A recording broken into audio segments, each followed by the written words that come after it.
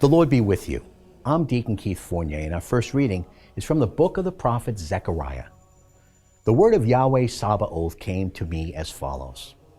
Yahweh Sabaoth says this, I've been burning with jealousy for Zion, with furious jealousy for her sake. Yahweh says this, I'm coming back to Zion and shall live in the heart of Jerusalem.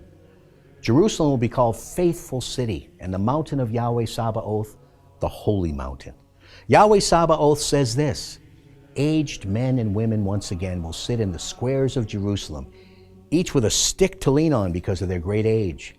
And the squares of the city will be full of boys and girls playing there. Yahweh Sabaoth says this, if this seems a miracle to the remnant of this people in those days, will it seem one to me, declares Yahweh?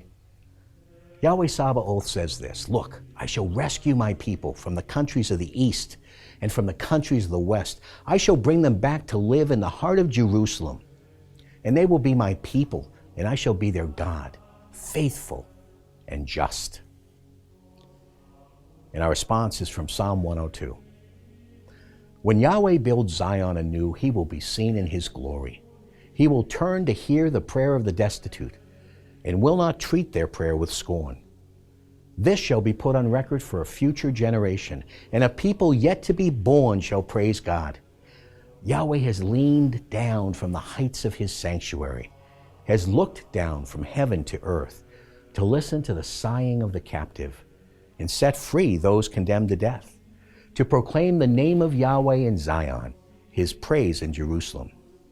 Nations will gather together and kingdoms to worship Yahweh.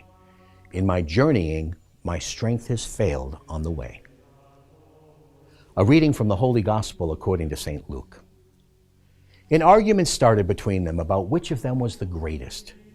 Jesus knew what thoughts were going through their minds, and he took a little child whom he set by his side, and then he said to them, anyone who welcomes this little child in my name welcomes me, and anyone who welcomes me welcomes the one who sent me.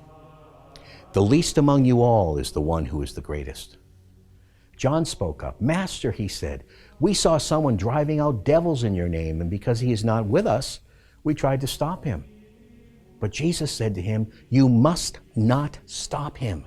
Anyone who is not against you is for you. The Gospel of the Lord.